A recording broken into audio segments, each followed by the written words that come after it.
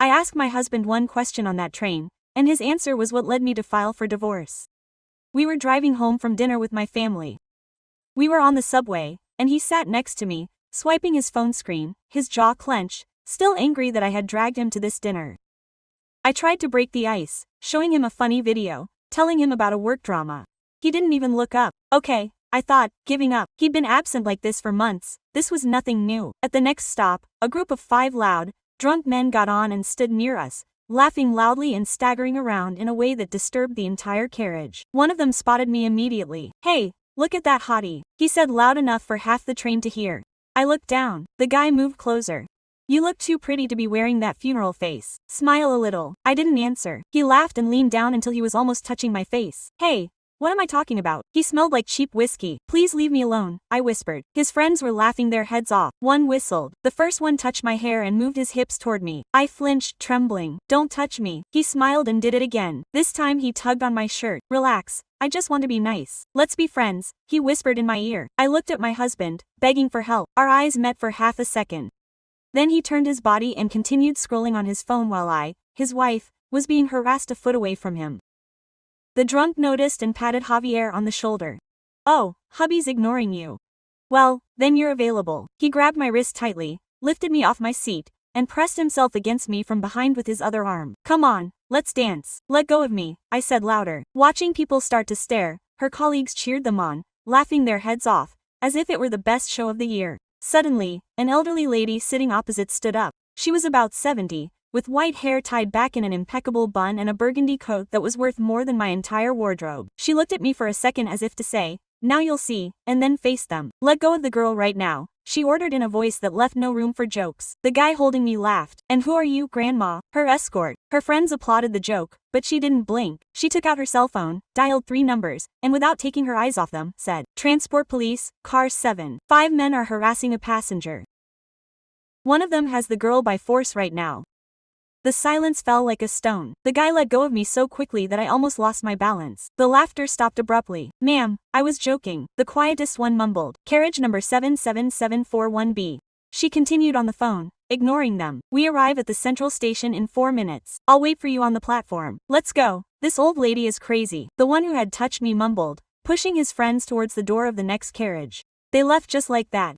5 macho men who 30 seconds before thought they owned the world, running away from a 70-year-old lady with a telephone. The woman hung up, put her phone away and came over to me. She took a cloth handkerchief from her bag. "Are you okay, daughter?" I hadn't realized I was crying until I felt the tears on my blouse. I took the handkerchief and dried my face with trembling hands. "Thank you." That was all I could say. "You don't have to give them." She looked where my husband was still. Same place, same position, phone in hand. He hadn't even looked up. "He's your husband." I nodded silently. She looked at me for a few seconds and said, "A man who doesn't defend his wife doesn't deserve to have her. Remember that." Quote. She got off at the next stop. I never learned her name. I stood in the aisle, shaking, holding the soaked handkerchief in my hand. The train continued on its way. People went back to their screens and books as if nothing had happened. I walked to my seat and sat down next to Javier. He kept swiping, engrossed in something clearly more interesting than me. "Javier," he didn't answer. "Javier, look at me." He sighed in annoyance, as if I'd asked him to move Mount Everest. Finally he looked up, bored. "What? Did you see what happened?" "Yes." Some annoying drunks had already left. They were groping me. They pulled me up from my seat, holding me, and an old lady had to shoo them away. Problem solved. I looked at him for any sign of concern, anger, guilt, nothing. His eyes were empty. "Why didn't you do something?" He shrugged. "What did you want me to do? Fight with 5 guys? I'm not an idiot, Camilla. They could have been carrying knives or something worse. I didn't ask you to fight. I asked you to do something, to say something, to at least look at me. You're exaggerating as usual. They were bothering you in front of me and I had no reason to go to another car or make a scene." I felt like I couldn't breathe. "Javier, do you love me?" She rolled her eyes. "Don't start now. Answer me. Do you love me?" "I'm tired. An endless dinner with your family who treats me like just another piece of furniture. And now a 3rd degree because of some drunks. You haven't answered me because it's an absurd question. We've been married for 6 years. Do you really need me to tell you that every 5 minutes like some insecure, mature child?" The train pulled into our station. I got up without saying anything and got out. He kept whispering to me about how dramatic I was and how exhausted he was. In the parking lot, he deactivated the car alarm. "You drive or I drive?" "You drive." We got in. He put on his alternative rock music that I hate and that always comes on when he's behind the wheel. I looked out the window the whole way, the lights, the cars, everything the same as always, but I wasn't the same anymore. When we got home, he turned off the engine. He was going to open the door when my voice stopped him. I want a divorce. He froze with his hand on the doorknob, petrified. He turned around slowly. What did you say? I want a divorce. I'm looking for a lawyer tomorrow. He laughed briefly and incredulously. Camilla, get over there. You're mad about the train. But this is crazy. It's not just about the train. So why haven't you looked at me for months? Because when I talk you don't listen to me. Because today some guys were touching me and you preferred to watch TikToks. Because I asked you if you loved me and you weren't able to say yes. I didn't say no. You didn't say yes either. You're taking things out of control for a while. It's not a while, Javier. It's a revelation. Today I realized that I'm alone in this marriage, and if I'm going to be alone, I'd rather be alone for real. You're being irrational. I'm being honest. For the first time in a long time, I got out of the car and went into the house. I went up to the bedroom, got a suitcase and started putting his clothes in. He appeared at the door after 2 minutes. What are you doing? I'm packing your things. You're sleeping in the guest room today. Tomorrow we'll see how we continue. Camilla, stop. This is crazy. I'm not going to stop. It's my house too. It's my house. It's in my name. I bought it with my father's inheritance. Do you remember? You alone co-signed the mortgage on the car. That brought him down. For a second I caught a flash of fear in his eyes. You can't throw me out like this. I'm not throwing you out. All I ask is that you spend the night in the guest room while we sort this out legally. Camilla, can we talk tomorrow when you're calmer? I'm completely calm. You're not. You're acting on impulse. You're going to regret this. I looked him in the eye without blinking. My only regret is not having done it sooner. I closed my suitcase and left it in the hallway. Javier stared at it as if it were an explosive device about to detonate. The guest room has clean bedding. I said, sleep tight. I locked the bedroom door. I leaned against the wood, inhaling deeply. My heart was pounding so hard I could hear it ringing in my ears. I waited for screams, fists pounding on the door, please, but nothing came.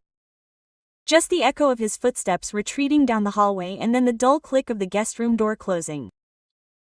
I flopped onto the bed without undressing. I stared at the ceiling in the shadows. 6 years. 6 years of my existence with a man who couldn't even tell me he loved me. 6 years sleeping next to someone who treated me like just another piece of furniture in the living room. 6 years waiting for things to get better, for him to change, for the man I fell in love with to return someday. That night I understood something I should have understood a long time ago. That man had never existed. Or if he ever did, he died at some point in the marriage without me noticing. I didn't cry. I had cried enough on the train. Now all I felt was a strange stillness like that left after a hurricane. Tomorrow I would find a lawyer. Tomorrow I would start the paperwork. Tomorrow I would begin what was left of my life. But that night, in the darkness of my room, I made a silent vow.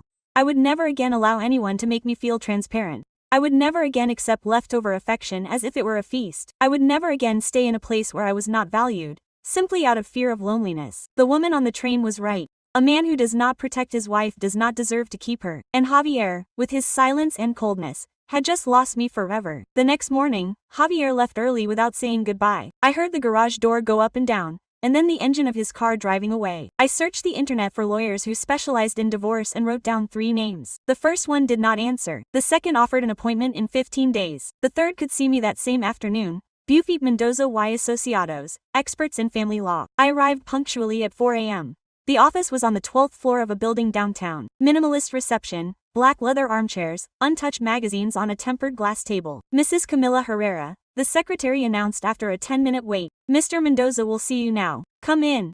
A man of about 35 stood up from behind his desk. Tall, black hair, dark gray suit. Something about his features sounded familiar, but I couldn't place it. Good afternoon, I'm Martin Mendoza. He shook my hand. Camilla Herrera, please sit down. I took a seat across from him. He returned to his chair and opened a new folder. Before we begin, I have to ask you a question. He looked me straight in the eye. Did you take the train on the Northern Line last night at around 10 a.m.? I was shocked. How do you know? Martin took out his cell phone and put it on the table. I was in the same carriage at the back, next to the back door. I didn't see him. I was on my laptop when I heard the commotion. I saw the whole thing. He paused. I recorded part of the altercation to alert security, but the lady intervened before I could react. Did you record it? Yes. I'm keeping it in case you want to report those guys. I didn't know what to say. The lawyer I had found by chance on the internet turned out to be a witness to the worst night of my life. I didn't come for that, I finally clarified. I came because I want to divorce my husband. Martin nodded slowly. The man sitting next to you. Yes, the one who didn't lift a finger. Exactly. He put the phone away and picked up a fountain pen. Tell me about your marriage. I told him everything. The 6 years. The gradual distancing, the increasingly dense silences, the feeling of being a ghost in my own house, and finally the thing about the train. Martin listened without interrupting, occasionally taking notes. Do you have joint assets? He asked when I finished. The house is in my name. I bought it with my father's inheritance before we got married. His car is in his name. We keep a joint account for household expenses, but each of us has our own individual accounts. My husband works. He founded a financial consulting firm 4 years ago with a partner. Martin stopped writing. A partner? Yes, Patricia Vega. Friends since college. What kind of relationship do you have? Professional, or so I thought. Martin looked at me in silence for a few seconds, then opened a drawer and pulled out another folder. Mrs. Herrera, what I'm about to show you may be hard to come by. What is it? 3 months ago, a client of mine commissioned an investigation into alleged corporate fraud. Your husband wasn't the main target, but his name came up repeatedly. He placed the folder in front of me. We detected a bank account in Javier Herrera's name at a different bank than yours. An account that you clearly don't know about. I opened the folder. Bank statements, transfers, figures I've never seen before. How much money is there? About 280,000 pesos accumulated over the last 2 years. 280,000 hidden pesos. While I was paying for electricity, water, and groceries with my salary because according to him the company hadn't made a profit yet. There's more, Martin continued. Some of those transfers came from the company account, but there were also personal expenses charged there. Hotels, dinners, jewelry. Javier hasn't given me jewelry for years. I know. He pulled out another document. Because those gifts weren't for you. I saw the receipts. Gold necklace, diamond earrings, silver bracelet, all purchased in the last 18 months. Patricia Vega, I said. It wasn't a question. We have photographs of both of you at several of those hotels. The investigator obtained them as part of the fraud case. Javier showed them to me, walking into a hotel arm in arm with Patricia. Javier and Patricia at a restaurant I didn't know about. Javier kissing Patricia in the parking lot of what looked like his office. I looked at them one by one. I expected to feel a stab, fury, betrayal. I only felt confirmation, as if I had always suspected it deep down. How long have they been together? According to the investigation, at least 2 years. 2 years of deception. 2 years of meetings that dragged on. 2 years of work trips that she also happened to attend. Why are you showing me all this? I asked. You didn't know me until 15 minutes ago, because last night I saw your husband ignoring you while they harassed you, and today he comes here asking for a divorce without knowing anything about this. He closed the file. You deserve to know the whole truth before starting the process, and you deserve to know that you have every chance of winning. What do you mean? Your husband has hidden marital assets. That is a crime. If we file the lawsuit with this evidence, you are entitled to half of that secret account, plus compensation for the expenses he incurred with his mistress, using money that legally belonged to both of you and the company, as it was founded during the marriage. You can claim a share, especially if you show that you supported the home while he invested everything in the business.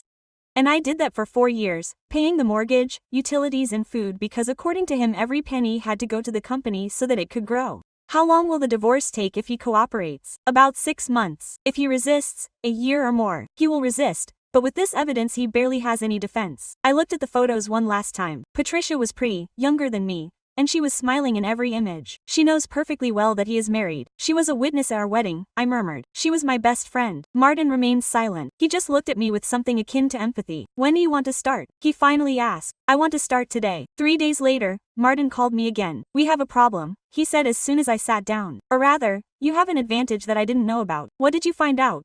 Quote, he put a printout of the email in front of me. My investigator has contacts in the financial sector. He accessed internal communications from your husband's company. I read the message dated 2 months ago. Patricia, I've already consulted the lawyer. He says that if I wait to close the contract with Grupo Industrial Reyes, my share will triple. I just need to put up with Camila for 6 more months. Then I'll file for divorce and keep everything without her being able to claim anything. The house is hers, I don't care. The important thing is the company. Patricia's answer was below. 6 months is an eternity. Seriously, you can keep acting. Yesterday I almost let everything slip when I saw her at the supermarket. Javier's response was, it's easy to pretend when there's nothing left inside. I just have to avoid serious discussions. Once the contract is signed, I'll be free and you and I can really get started. I read the message 3 times. Each word stung like a punch. Yes, he planned to leave me, but at his own pace when it was more profitable for him financially. The contract with Grupo Industrial Reyes is authentic, completely real. It's for an exclusive consulting contract for 5 years. If it goes through, your husband's company would go from being worth $200,000 to over $1 million, and he wanted to wait until then to file for divorce. Exactly. That way the value would be higher, but as long as they were still married during the negotiations, you would be entitled to 50%. On the other hand, if you get divorced after the signing, it would all depend on how you structure it. With a skilled lawyer, you could argue that the growth occurred outside of marriage and minimize what would fall to you. I slumped back in my chair. Suddenly, everything clicked. The distance of the last few months, the calculated cold. He wasn't ignoring me because he didn't love me anymore. He was ignoring me because he was waiting for the ideal moment to get rid of me. When are they signing that contract? In 5 months, according to my contacts. What options do I have? Martin opened another file. File the lawsuit before he makes a move. If we do it now, the company will be valued at its current price and everything is shareable. I would have to pay him his share based on what it's worth today, not what it will be worth tomorrow. Of course he's going to resist. He'll say that you never set foot in the company, that all the effort was yours and Patricia's. That's true. I was never directly involved, but I held up the house while he built it. That counts too. And we have evidence of concealment of assets and infidelity. No judge is going to look kindly on him. I remembered the last 4 years, the nights he came in late, the weekends he worked, the vacations canceled because the company needed him. All this time he was building another life and I was idiotically paying the bills so he could do it. What do you need me to do? First, freeze the joint account, take his name off it today. If he has access, he can empty it before the process starts. Can I do that? It's his account too. He has every right. Anything else? Document everything. Photograph any papers you find at home. Bank statements, deeds, any company documents, just copies, no originals. The house is safe. He bought it before the marriage with his father's inheritance. He can't touch it. When we file this week, while he still thinks everything is the same, he knows I want a divorce. I told him that the night I was on the train. Martinez smiled half-heartedly and he believed it was an outburst. I remembered Javier's laugh, his paternalistic tone, his certainty that I was exaggerating. He didn't think I was serious, so we had the advantage. He didn't expect it. That night I got there before him. I went straight to his office, the room he had converted into an office when he started the business. I found folders with contracts, company statements, printed emails, and I photographed everything with my cell phone. At the bottom of a drawer, I found a small blue velvet box. I opened it, a ring with a small diamond and a white gold wedding band. Inside was a note for when it was official. I love you, Jay. It wasn't for me, it was for Patricia. I took a picture of the ring and the note. I left everything as it was. When Javier arrived at 9, I was watching TV in the living room. Quote, "How was your day?" he asked, leaving his briefcase on the sofa. "Normal. And yours?" "Lots of trouble. The contract with Grupo Reyes is going great." Quote, "How great?" He looked at me curiously. "Are you okay? You look very calm." "Perfect. You don't want a divorce anymore." I looked at him intently. "What do you think?" He shrugged. "I guess you realized it was an overreaction. It happens. Sometimes women get carried away by their emotions. You might be right." He smiled. That smile that I had previously found irresistible now only seemed like the mask of a fraud. "Pizza farts?" "Okay." We had pizza for dinner while watching a movie he picked out. He acted like nothing was happening, like he wasn't hiding a ring for someone else in his drawer, like he wasn't counting the days until he could get rid of me. And I acted too. I smiled when I had to, I spoke when I had to, but inside I was already making my plan. The next day I went to the bank, removed my name from the joint account, and transferred my share to a new one that was mine alone. On Friday, Martin filed the lawsuit. On Monday at 3 p.m., Javier received the notification at his office. My phone rang. "What the hell is this?" His voice shook with fury. "A divorce lawsuit. You said you were fine. We had pizza for dinner. We watched a movie and you have a ring in the drawer that's not for me." Silence. "I know everything. Javier, the secret account, Patricia, the plan to wait 6 months, everything. Camilla, let me explain. I don't want explanations. I want a divorce." I hung up. He didn't come home that night. The process lasted 3 months. Javier fought every comma. Just as Martin predicted, he hired a very expensive lawyer who tried to sell that the hidden account was a business emergency fund and that his relationship with Patricia was strictly professional. The judge didn't buy it. The hotel photos, the jewelry receipts, the hidden ring spoke louder. In the end I kept 40% of the current value of the company plus half of the secret account, $170,000 in total. The house remained mine. Javier had to sell his share to Patricia to pay me. She was left as the sole owner. He was left without a company, without a wife. And as I learned later, Patricia left him 15 days after the divorce was signed. It didn't make sense anymore, Martin told me when he gave me the news. She wanted the company, not him. During those 3 months, Martin was much more than my lawyer. We met every week to review the case, but the meetings would drag on. First 15 minutes too long, then half an hour, then a coffee later. He never crossed the line while I was his client, always polite, always respectful. But something had changed between us. The day we signed the final papers, he asked me, "What are you going to do now?" "I don't know. Work, I guess." "What did you do before?" "I was an interior designer. I had my own studio for 7 years. I closed it when I married Javier." "Why did you close it?" "He said it didn't make enough money, that it would be better for me to have a steady job while he built the company." I listened to him. Do you like designing? I was passionate about it. So why don't you come back? I thought about it for several days. I had the money from the divorce. I had time. I had a house with a spare room that I could turn into an office. 2 weeks later, I registered the new company, Espacios Camila Herrera, interior design. The first few months were slow. A client here, another there. Friends of friends who wanted to renovate a kitchen or change the living room. Small jobs, but enough to get started. Quote, Martin, official client. I need you to redo my office, she told me on the phone one Tuesday. It's too cold, customers get uncomfortable. I went to see it. He was right. White walls, metal furniture, tube lighting. It looked like a clinic. What do you want to convey? Confidence, warmth? That they feel like they can tell me their darkest secrets. I worked on the project for a week. Warm tones, wood, plants, soft light. When I showed it to him, he stared at the images in silence. It's perfect, he said, exactly what I imagined. Thank you. When do I start? Next week. During the 3 weeks of construction, I saw him almost every day. Sometimes he worked while I was directing the workers. Sometimes he would arrive after I was leaving and we would stand chatting in the hallway. The Friday we finished, he invited me to dinner to celebrate. You're not my client anymore, he said, so there's no conflict of interest. We went to an Italian place near his office. He ordered wine. I ordered pasta. Can I ask you a personal question? Quote, he said after the first course. It depends. Do you miss Javier? No. The answer came out naturally. I miss what I thought we had, but not him. And what did you think you had? A partner, someone who had my back, who saw the real me. I took a sip of my wine. Turns out he only saw what I could give him. He's a jerk. Maybe, or maybe I was the jerk for not seeing the signs. The signs of a good liar are made to be missed. It wasn't your fault. I looked at him. Martin had this way of saying things that made them seem simple, as if the truth had always been there and all it needed was someone to say it out loud.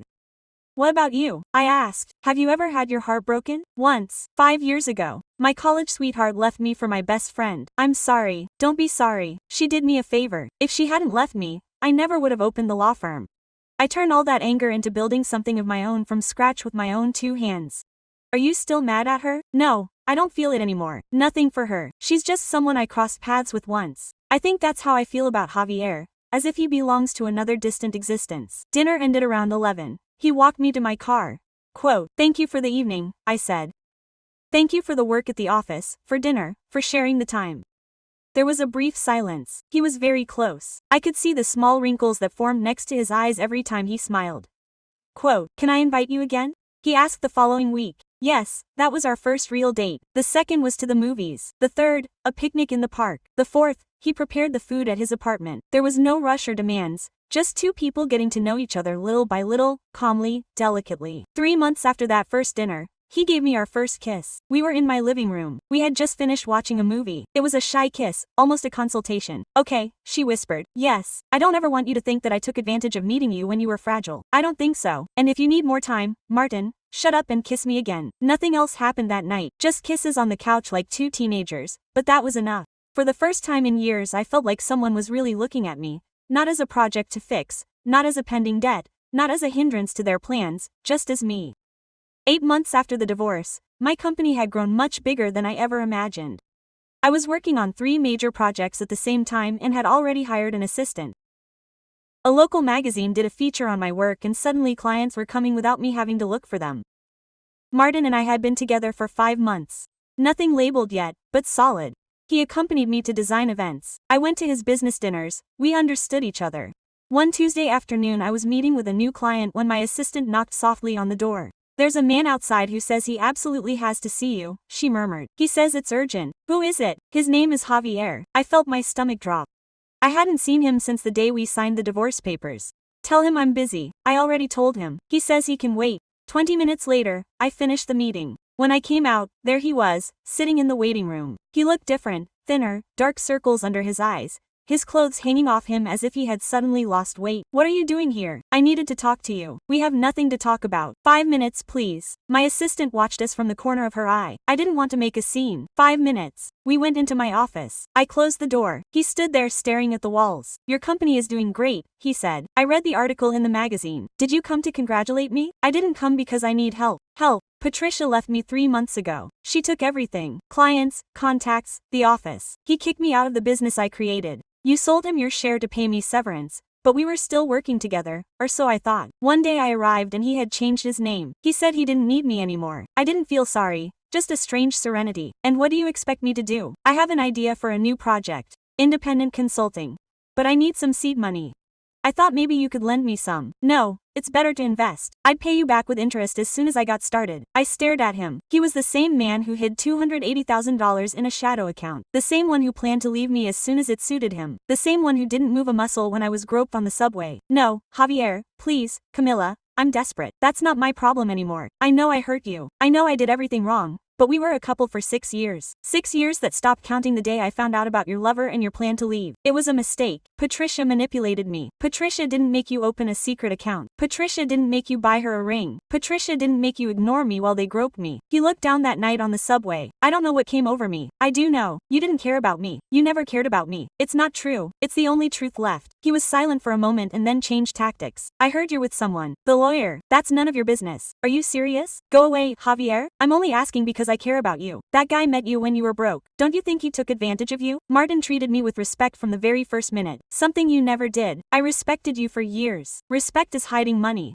Respect is planning to leave. Respect is sitting by while they harassed me. I already apologized for that. No, you never did. You said I was exaggerating. He ran a hand through his hair, nervous. Okay, you're right. I was an idiot. That's what you wanted to hear. I don't want to hear anything. I want you to leave. Camilla, I have no one else. My family won't talk to me. Patricia stayed with all our friends. I'm alone. You should have thought about that before. Are you going to leave me on the street? You put yourself on the street. I'll just close the door. He looked at me for a long time. The pleading in his eyes turned to rage. You've always been cold, he spat. That's why I looked for Patricia. She gave me what you didn't. And where is she now? She didn't answer. Go away, Javier, and don't come back. I opened the door. My assistant pretended to type. Javier gave me one last look. Are you going to regret it? I doubt it. He just left. I saw him walk away down the sidewalk and disappear. Is everything okay? My assistant asked. Perfect. We have another appointment at 4. The lady from the apartment in Polanco. I'm going to go over the plans. I told Martin that night. Did she ask you for money? Yes. And that I felt sorry for him. You did. No. I just felt relieved that he was no longer my burden. Did seeing him affect you? Less than I thought. It's like meeting a stranger. Martin took my hand. Do you know what that means? What? That you left him behind? She was right. Javier had been the center of my life for 6 years. Now he was just a desperate man begging in my office. A week later I learned from a mutual friend that he worked as a freelance consultant for SMEs, earning little and with irregular assignments. Patricia, on the other hand, had expanded the company and signed the contract with Grupo Industrial Reyes. The dream contract, the reason he planned to leave me. Now it was his. I felt neither revenge nor satisfaction, only the calm certainty that choices bring consequences. He chose to betray me. She chose to use him. I chose to build anew. Each one reap what was theirs. A year after the divorce, I received an invitation to the Interior Design Gala, the most prestigious event in the industry. They only invited the year's top studios. Are you going? Martin asked me when he saw the card. I have to go. It's a huge opportunity. Then I'm going with you. The day of the gala, I wore a black dress that I had bought expressly. Martin arrived at 7 a.m. in a dark gray suit and carrying a bouquet of flowers. You look incredible, he said. You don't look bad either, I replied nervously. Very important people are going to be there. And you're one of them. Don't forget that. The hotel ballroom was impressive. Crystal chandeliers, waiters with champagne glasses, more than 200 people, including designers, architects, suppliers, and the trade press. I was introduced to editors of magazines that I had read all my life. I chatted with professionals I had admired since college. I exchanged cards with owners of luxury furniture boutiques. At 9 a.m., dinner was announced. The tables were assigned. We found ours near the stage. I'm going to the bathroom before they serve, I said to Martin. I'll wait for you here. I crossed the room to the restrooms. There was an exhibition area with stands for suppliers, furniture, fabrics, and hardwoods, and there I saw him. Javier was standing behind a counter in a black vest, white shirt, and name tag. He was talking to a customer who was looking at wood samples. I froze for a second. He still hadn't seen me. The woman walked away, and Javier looked up. Our eyes met. I saw his expression change from surprise to embarrassment to something like pain. I could have turned away, pretended I didn't see him. I didn't. I walked straight toward him. Camilla, his voice barely came out. Javier, I didn't know you'd be here. I'm invited. My studio is nominated. I know. I saw your name on the list. Congratulations. Thank you. Awkward silence. He fiddled with a pen. I've been working here for 4 months, he said without me asking. Salesman at Mr. Ramirez's store. He's one of the sponsors. I see. It's not what I dreamed of, but it pays the bills. I didn't know what to say. The man in front of me was no longer the Javier of before. the one with the expensive suits and million-dollar contracts. This one had a slightly wrinkled shirt and eternal dark circles under his eyes. How are you? He asked. The firm is going very well. I'm glad. He seemed sincere. Are you still with the lawyer? Yes. He nodded slowly. Good. You deserve someone who treats you as you should. That threw me off. It was the first time he had said something like that. Javier, let me speak, please. I took a deep breath. The last time we saw each other I said harsh things. I blamed you for everything. I tried to make you feel bad for being with someone else. Yes, you did. I was scared, desperate, but that's no excuse. He looked me in the eyes. I've spent months thinking about everything. The secret account, Patricia. The plan to leave you when it suited me. That night on the subway. And what did you get out of it? That I was a coward at every step. A coward with money, hiding it instead of talking to you. Coward with Patricia, because it was easier than saving our marriage. And coward on the subway, standing still so I wouldn't get in trouble. Why are you telling me now? Because I never truly apologized and I needed you to know that I am aware of every single thing I did and why I lost everything. I looked at the man who was once my husband, the one who swore to love me in front of our families, the one who chose someone else over and over again. I forgive you, I said. He blinked in astonishment. Seriously, I'm not doing this for you. I'm doing it for me. Holding on to grudges doesn't serve me anymore. Thank you. But this doesn't change anything. We won't be friends. I won't give you any money or connections. This is an end point, not a new beginning. I get it. I hope you find your way, Javier. I really hope so for you too. I turned and headed for the bathroom. I didn't look back. When I got back, Martin was waiting for me with a glass of wine. You were late. I bumped into someone. Who? Javier works at one of the stands. Are you okay? Yes. I told him what I needed to tell him. And how are you feeling now? I thought about it for a second. Free. Martin smiled and squeezed my hand. I'm glad. Dinner began. Appetizer, main course, dessert. There were speeches. They projected the nominated projects on a huge screen. When mine came up, the complete remodeling of a restaurant in Condesa, the room applauded. I didn't win first prize, but I came in third. I went up on stage to collect my diploma and a small glass sculpture. From above I saw Martin applauding proudly. I saw the other designers were smiling, and in the background, behind his counter, I saw Javier looking at me. Our eyes met for the last time. He bowed his head slightly in farewell. I did the same, and that was that. As we left, Martin and I walked toward the car. Third place, he said, not bad for your first year. Next year will be your first. You'll see, I have no doubt about it. Quote, we got in. He started the engine, but it wouldn't start. What's wrong? I asked. Is there something I want to ask you? Tell me, would you come live with me? Quote, I looked at him in surprise. Are you serious? Absolutely. I spend more nights at your place than at my own. And every time I leave I don't want to leave. I didn't need to think about it for more than 3 seconds. Yes, I want to live with you. Quote, he smiled that smile I knew by heart, the one he gave me when I arrived at his office, the one he gave me when we cooked together on Sundays. I love you, he said. It was the first time. I love you too. He kissed me right there in the hotel parking lot, the glass sculpture still in my hands. A year earlier, I had been on a subway car with a man who couldn't even tell me he loved me. Now I was in a car with a man who said it without me asking. Life takes unpredictable turns, but sometimes, those turns put you exactly where you needed to be. Yeah.